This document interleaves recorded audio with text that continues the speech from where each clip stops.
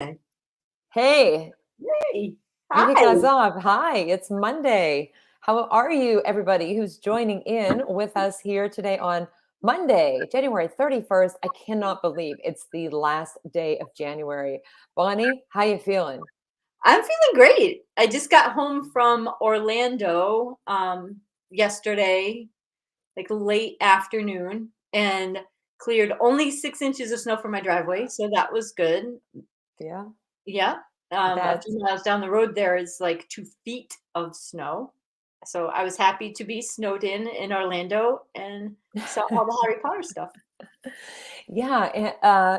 It's interesting because like last week, I live in Pittsburgh and like today it was 34 degrees. I came home from school. I went for a walk and my parents were like, you're out walking? What's the temperature? I'm like, it's 34. But yet last week I was walking around in Orlando at the conference. I'm like, I'm freezing on Friday. And Friday it peaked, it was like 70 degrees. But when the sun went in and the wind kicked up, like you could tell that it was going to bring the cold in. But I shouldn't complain because did you ever see Joe in Wisconsin do his 1 minute walks to work? And he's like, it's -4. And I'm walking to work. I'm like, it's 25. I better get outside and do some walking. So, yeah, but no, we have snow here still from last week, which is surprising, but the temperatures were so cold. It's going to warm up and then some sleet is coming. So, anybody who wants to know the weather in Pittsburgh, it might be snowing or sleeting at the end of this week. But Mm. Bonnie and I got to meet in person for the first time last week in Orlando, which was very exciting. So, Bonnie, was your first time at FETC, right? Yeah, first Yeah. time. And so, what did you think? Um, It's big. I didn't even realize there was a north side of the conference center, so that was pretty surprising. Um, yeah, the everything, just the exhibit hall is great. Bumping into people is fabulous. The smoothies were really good. I got a kale smoothie every morning. I really appreciated that. So yeah. Uh, I can't say that I would appreciate the kale smoothie, but I did get to have breakfast with Ida from Bunsey and Capstone Oh, every morning, so I did appreciate that. But the reason I ask you is because for several of us, that was the first time to meet in person mhm, and connected with our guests we have here today. yeah. We've known each other for a really long time Mhm. and thankful to conferences where you get to meet people and meet in person. In this past 2 years, we know like we've really been limited in those opportunities to get out there to conferences. And in a space like at FETC, it is a little overwhelming because the size of it, walking outside, Mhm. fortunately, can cut through. But getting to see you and some other people who connected in this space that we'll talk about today was awesome. But right before, I don't want to forget, I just want to give a shout out to my parents today. Happy anniversary to both of them, Oh, Jim and yay. Marion and Jim. Happy anniversary. I wasn't allowed to post it on Facebook, but I'm giving you a shout out right now. So, anyway, without further ado, I'm going to bring up our guest, who is the reason that Bonnie and I met. So, welcome to Rich Chiz, who thanks to you, Bonnie and I are friends. And many Yeah, other people are friends. So, welcome. Thank you for joining us today. And for anybody who is like, I wonder who this is, what could you tell? What would you share about you, the work that you do, and what you've got on the horizon coming up here? yeah. Thanks a lot, and I'm so glad to be here and glad to join you both. And the 4 o'clock faculty is my work, and that's where we all met. Was my first book, a book study of that, and it's funny how that has taken off. Thank you very much for sharing that. How it has taken off just in a few years. It was originally intended as a 2-week book study on Voxer, and it has grown into something that I could have never imagined that it would grow into. But yeah, I'm an elementary principal in New Jersey. The co-founder of 4 o'clock faculty with my partner in crime, Trevor, and it's really about just engaging teachers and students in meaningful learning. And that's my goal at all times, and that's what I try to do. I write a lot of blog posts. I'll be soon releasing my third book. So just excited to talk to passionate educators about what they do in the classroom with their students. Yeah, and I have the book. I held up, but for anybody who is not familiar, you want to grab a copy of the 4 o'clock faculty because, well, I don't think anybody could have the exact same experience as us unless you form a Voxer group and you have the book study, and then you're left wondering when you finish. I believe the beginning of January, like, well, what do we do now? Like, we finished reading the book. Do we just leave the group? And we're like, no, we really like each other. We like the conversation. And so 4 years later, I think, because I was just trying to take a quick glance to see when your book came out, and it was 2017. So, yeah. Yeah. So I think this is the 4-year anniversary in January. I think we just celebrated it. So Yeah, I think so. And so I'm going to give a little shout out right there to 4 o'clock faculty PLN. And thank you to Rich for bringing us and Bonnie and I and many others together because, I mean, who would have thought, right? The power of PLN in something like that and just the friendships that formed. I mean, not just Bonnie, you're in the group with us. There are so many people that are in that group and the conversations every day. Now, sometimes the conversation is like, it's hard to keep up, the Voxer land. And sometimes there's not so much, but it's just nice to know that you have somebody that you can reach out to and listen, ask a question, complain about something if you need to, because it's like a safe space for it. But if you would have said to me like years ago, wow, you can use Voxer and you're going to do this, like I was like, a walkie-talkie app? Like, are you serious? Because I was so wrong about social media for so many years. But Bonnie and I connect in Word Feud. I bring it up every time in different communities. And I think that for some people, honestly, I feel like the Voxer book study of your book was really the start of connecting and led to all of these other opportunities. It wasn't just like talking and learning from one another. People encouraged each other to go and apply to a conference or to go out and attend different events happening locally in their state or even on a national scale. There were groups that put in a proposal to present at ISTE. So it's like, my question to you before kind of diving a little bit more into some things is, did you ever envision that could potentially happen from all of that?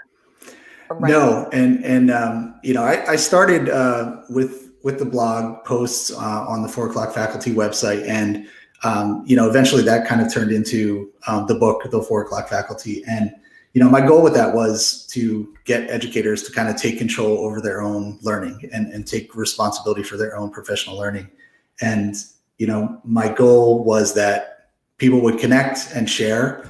And I couldn't have imagined that it would turn into what it did with the 4OCF PLN.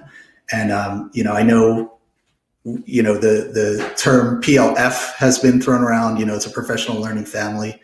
And I think that absolutely is the case, right? It's grown, from a network of educators who are passionate about education into a family. And it's amazing to see how many messages are shared on a regular basis on there and the conversations that happen. And everybody continues to push forward, right? Continues to push each other and really just make education better. So that's all I could have ever asked for, in even trying to start the book study. But what it has grown into is just, it's been amazing.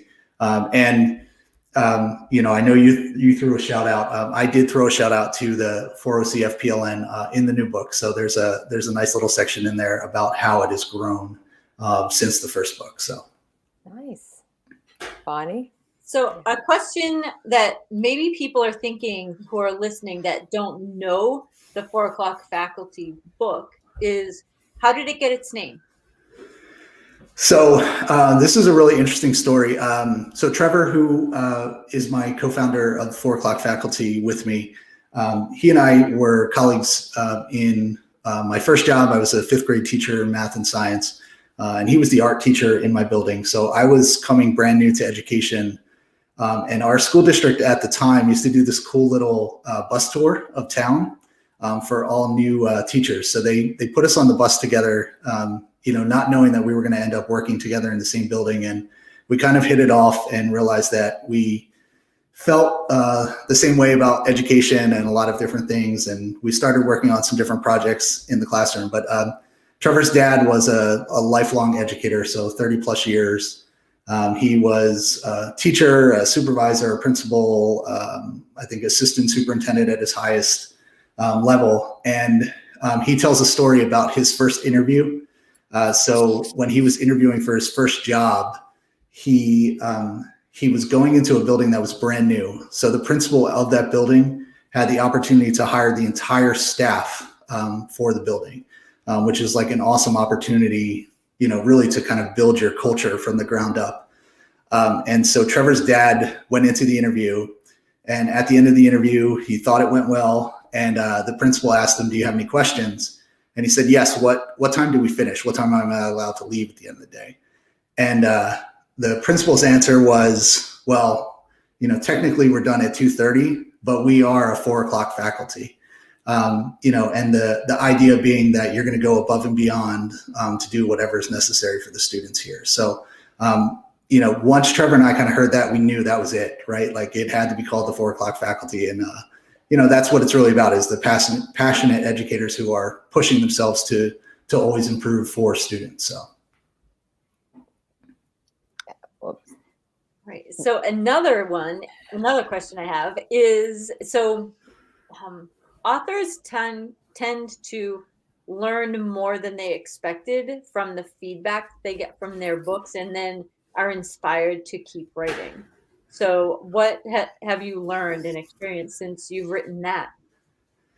Yeah. So after the first book came out, that was one of the most powerful things, was just seeing how people were applying the ideas in the book. And, people took it and ran with it, and they were doing some amazing things. So, this new book is kind of a follow-up to the first. It's tackling the topic of professional development again, but really sharing a lot of ideas that, people have shared with me over time. So, one of the crazy simple ideas, that came out of the first book was an educator who was doing something called the Professional Development Championship.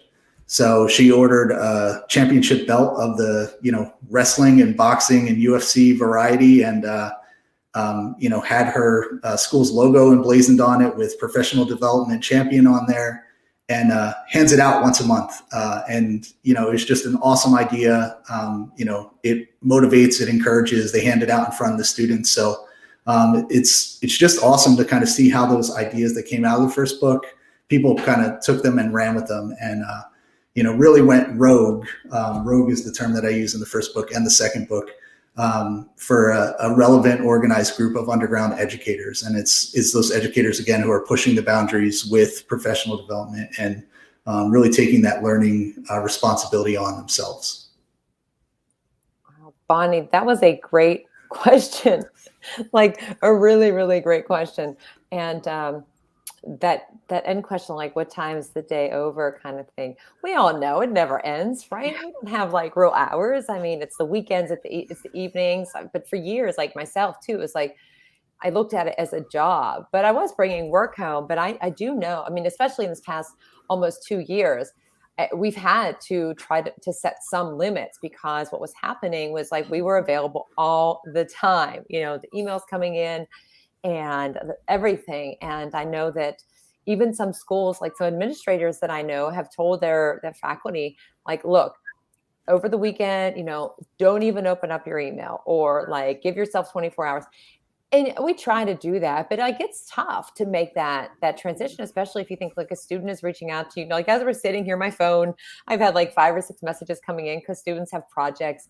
And back in the day, it was like they couldn't communicate. We didn't have the tools to do that. And now we do. And so, but before, it's like if they would ask a question or had a question, they're waiting, and then they don't turn the project in because they're like, well, I couldn't reach you. So it's like finding that balance. But it's interesting. And you do have another book in there, and I that you've written in between the 4:00 faculty and this new one, but kind of tying into what Bonnie was asking, and a little bit into what the work that you've been doing and what the book that you have coming up. Like, what are you noticing how educators are feeling? Like, yeah, I'll speak for just my building and the educators in my district, and actually other educators that I know in New Jersey. And I think people are exhausted. I think people are overwhelmed. You can see it every day. I know I've tried to schedule my emails so that when I am typing something at 6:30 at night to send to staff. I'm scheduling it for the next day. So hopefully keeping them from, checking their email too much at night. But I think people are exhausted and overwhelmed. And I think it's trying to do as much as we can as administrators to help teachers in that situation. So the last 2 years has been tough, but I think it's trying to find those moments of, joy within the building and moments of joy with students that are really helping to push us along. Yeah. And a couple people have asked me, in the last couple of months, just going to the conference last week at FETC, TCEA is next week. And people were saying, like, are educators even taking advantage of PD? Like, are they exhausted and are they looking for ideas? And I think it's a mix of both. Although I still keep feeling like the holiday, like the December holiday break, I'm like, do we have that yet? Meanwhile, it passed 6 weeks ago. I'm like, was I asleep? I had a great break. I went on a trip to Nashville, which is kind of not a big surprise for anybody that knows me, but I was still working because of some of the consulting work. I didn't have that real break. And I know a lot of educators were feeling like that too, because you come back, might have midterm exams to give, or, the spring season is coming up with all the standardized testing. In my school today, they're like, guess what? Tomorrow we start scheduling for next year. And the kids are like, we're not even done with this year. Like, we're just halfway through. So, with the work that you do and what you've seen and the PD, we know PD is important. There are so many different ways to engage in professional development, which I didn't know that years ago. I'm like, oh, I have to go to a conference or I have to sit in this for 8 hours. Mm-hmm. And I didn't realize the Voxer book study, fantastic, PLCs, even just the webinars or something quick. So what are you doing, or what is something that you would recommend to anybody out there who's thinking, yeah, my teachers are tired. Administrators are exhausted. Like, everybody that works in the school is exhausted. But what is something that we can do whenever we are feeling overwhelmed and burnout that's keeping us learning, but also not just adding more onto all of the things, as we say in the 4 o'clock faculty, all the things, right. We have it on bracelets, that what we're doing. Yeah, I think sometimes it is the importance of taking that break. And I know it's funny. Over winter break, I actually shut my phone off and did not turn it on the entire break. And it was the most kind of peaceful time I've had in a long time.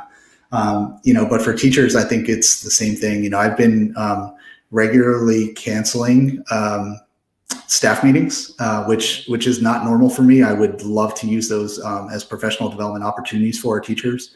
But it's important to kind of recognize that people are exhausted. And, usually what I'll say is, we won't be meeting as a staff today, but please use that time to do whatever it is that you need to do to, continue your learning. And I think that's an important piece, is giving people the freedom to, kind of jump into whatever they need to do, whether that's, listening to a podcast on their way home, or reading a book, or, even if it's reading a book for pleasure, that has nothing to do with education. I think, a lot of times people can take ideas from, I'm a big nonfiction reader, but take ideas from a book that has nothing to do with education and somehow fold it into what we do in schools. So, I think it is important to kind of sneak PD in, copier PD, where you have, your little flyer over the copier as people are standing there and trying to figure out, something to while they're making their copies, right? It's a time that's, you have a captive audience, right? So if you can utilize that. And then the other big piece for us, not that we get a lot of subs these days, but when I do have an extra sub or two, I try to let teachers meet together. So I think that's an important piece as well. If we have 2 extra subs, saying to our 5th grade teachers, there's only 2 of them in the building, right? But, I'm going to send a sub to your room for a half hour, and why don't you just take the time to kind of meet? So I think it's, different now with people being overwhelmed, but trying to squeeze in PD wherever you can. I think something else that I have noticed, well, I know that I've noticed it, is that when PD is really engaging, it makes you want more. So it's the type of PD that people are getting too. So I'm wondering if you have any suggestions for administrators that are listening, thinking, I just can't seem to get the teachers as fired up as I would like them to be. What kind of suggestions do you have for those people? Yeah, it's funny. There's a chapter in the new book called "Pushing the Pessimist." So it's really about taking PD to the next level with the people who want nothing to do with PD. And I think for those people, it's really about finding out what it is that drives them, right? So what is it that they're passionate about, and that comes with building relationships, right? So it's figuring out, here's the people in my building who want nothing to do with PD. And it could be that their voice is important in determining why the PD isn't working, right? So trying to figure out, is there something wrong with the way we've been doing professional development that is driving people away from it?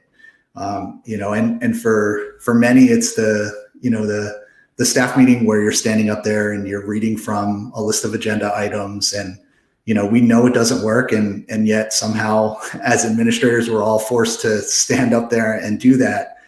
So it's really trying to take feedback from everyone to kind of figure out what is it that people need, what is it that people want, and how do we really drive that? And it could be as simple as like let's come together and just have a conversation about it. What is it that we want out of professional development? And I think even if you use a staff meeting for a half hour to do that, I think that's an important step. Is what do we all want out of professional development? And it's really tricky because I know as a teacher who has sat in lots of different kinds of PD, I hear all sorts of things from the people around me, like, oh man, she's going to make me get up and do something, isn't she? Why can't we just sit here and do our time and get our PD? And then you'll hear someone else that says, why do we have to just sit here? Can't we do something? There's almost no way to make everyone happy. And it is really difficult. I appreciate all the work that you do and that administrators do to try to get everyone focused and engaged and interested and driven to do more. Yeah, it's an impossible task, right? There's no planner of professional development who's ever gotten 100% of people engaged in what they're doing. So it is an impossible task, but it's it's important to get as many people engaged as you can, and again, to keep pushing all of us as educators forward. Yeah, and speaking of pushing forward, which that was not the best segue I've ever done, but we've gone from the 4 o'clock faculty, and I have to tell you, my nickname I always give myself for anything is always Rogue. It's just Rogue. My Sphero is Rogue. You also have this book, so anybody who's checking out, oh, there we go, Rich's books. So make sure you get a copy. But coming up, like I need a drum roll, we have, and I'm going to actually make this larger on the screen. You have a new book coming up, and I was able to read it ahead of time.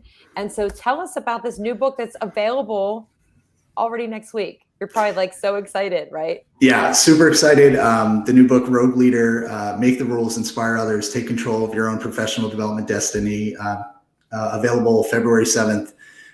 It is just a continuation of the 4 o'clock faculty and kind of the follow-up to that, and how do we take professional development even further than we have. And it's really, just about next steps. I talk in there about the READY framework, which is a kind of a planning tool for planning professional development and how to make it relevant and embedded in what we do, and really have a great impact on not only teachers, but students as well. So I'm really excited for the book.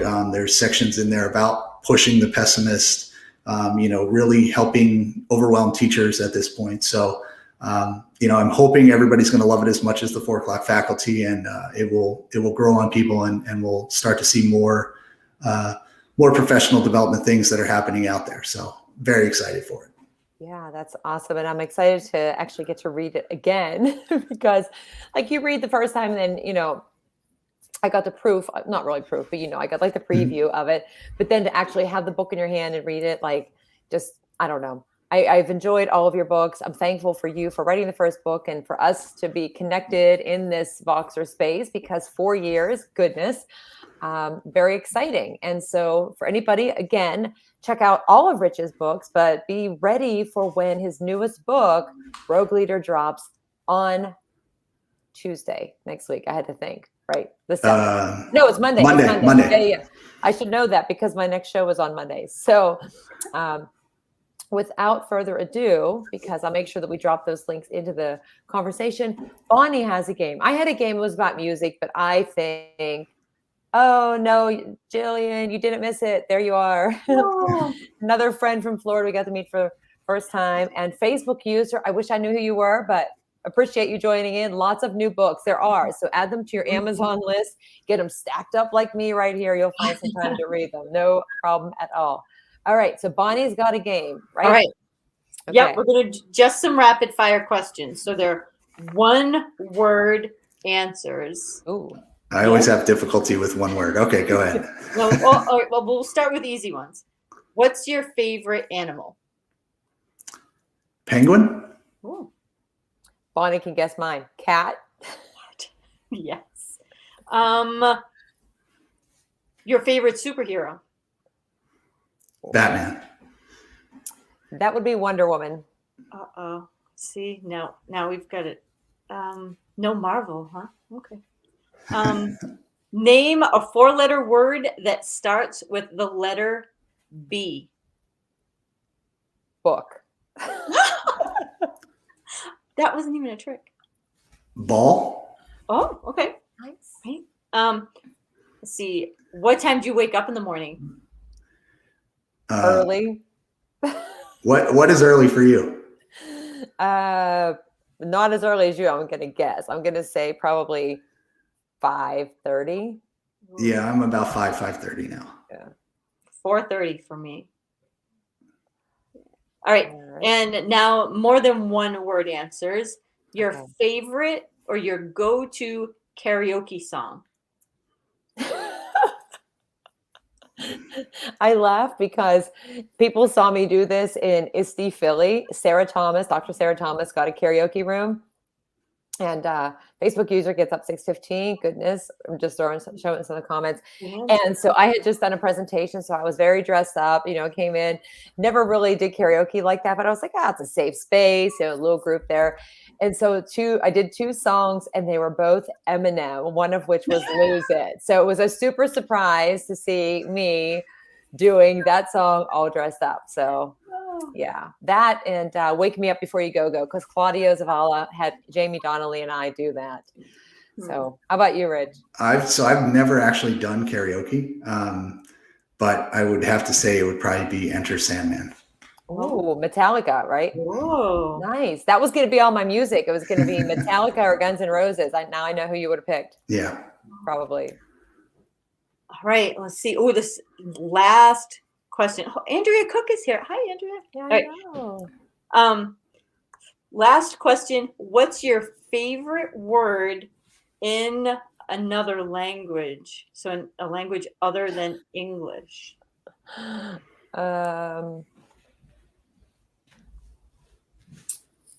Let's see here. I don't know that I really have one, but I have because since I teach Spanish, there are some words that some of my students really like. And one of them is sacapuntas, which is the word for pencil sharpener. Oh, that's cute. Can I go La Biblioteca? Oh, look at you with the library. Yeah. That's the only one I remember from Spanish class. So. Oh, Bonnie, give us one more. All right, let's see. Get a good one. Hold on. Okay, how about this or that questions now? Okay. This one's obvious. Summer or winter? Winter. Wow. I have to go summer. Yeah. I don't know. God. I would have picked fall. If you would have given me summer or fall, I would have picked fall. I do salty like salty or sweet? Both. Sweet. Chocolate covered potato chips? Yeah, chocolate pretty covered. much when I come home and I jam some potato chips and M&Ms at the same time, or pretzels and potato chips. I mean, pretzels and chocolate, the M&Ms. Yeah. Right. And here we go. This Rachelle doesn't even need to answer this one. Cats or dogs? So I have a cat, so I have to go cats. Yeah. Hey. Team cat. Woo. Yeah. Right. All right. Oh my. And a night out or a night in? So Depends just, on where I am. I would say just based on the last 2 years, a night in, because we've been spending a lot of them. So True. Yeah. Oh, we got some dogs here. Yeah. Jillian said in. Yeah. Some night in folks for sure. Yeah. I don't know. If I'm in a conference, definitely a night out because I want to see friends and people. But after long days of work, sometimes I just, like yesterday, just after traveling last weekend and trying to catch up, I didn't go outside at all. I was like, this is just perfect day inside. So great questions, Bonnie. Thank you. Okay. Yep. And for everybody who joined in, Facebook user Linda Edwards, my mom, Marianne, Jillian, Andrea, and thank you, Rich, for joining us today and just talking with us about like what we're experiencing, some ideas, bringing us all together. And I know there are some people who weren't able to join in live. Louis Sagpuntas was his favorite word when he was in high school. All right. I love it. I love it. So for anybody, if you just joined in, we've been talking with Rich Czyz. He has a couple of books. If you haven't read any yet, highly recommend 4 O'Clock Faculty. Got The Secret Sauce. And coming up on Monday, we got the new book, Rogue Leader, that will be available. So don't miss out on these great books from him. And hey, just saying, if you want to be like the 4 O'Clock Faculty PLN and you have Voxer, start a book study. You will make a lot of great connections. So any last words for our guests? Anything on your mind? If I could just, and I don't want to compete with your live events going on next Monday, but we're going to be doing a book birthday live on Facebook next Monday, February 7th, 7 p.m. Central and 8 p.m. Eastern time. So you can find all the information on 4o'clockfaculty.com. All right. So did you say live book launch? Yes. Yeah, a book birthday. Yep. A book birthday. Okay. I'm just typing that into the comments. All of that Monday, 7 p.m. Central, which means 8 p.m. Eastern, which does not conflict with my one book, my book chat next week. We have another Facebook user that joined in. If only we knew. They said, "Hi, Rich, Bonnie, Rachelle. Oh, and congratulations on your new book." Thank you very much. All right, everybody. So you've heard it here. You got some books to add to your list. And, don't let all the PD or anything you're going through, I don't know, lead to some burnout. There's lots of ways to get some great PD in. And that's about it. We will not be back on Friday. We'll be off this Friday. But next Monday, I'll be back with some of the contributors to my recent book, Things I Wish, ... new. And coincidentally, one of them from Dr. Desiree Alexander was about like, just take that day when you're feeling like overwhelmed and everything. And another couple of the stories in there, as I freeze here, are about like mentoring and connecting. So ties right into our theme today. And then after you join us, you can join Rich next Monday. So as always, thank you to everybody who joined in. Bonnie, always awesome to have you. And we will see you all next week. Have a great week, everybody. Thanks for joining. Bye. Thanks, Rich. Thank you.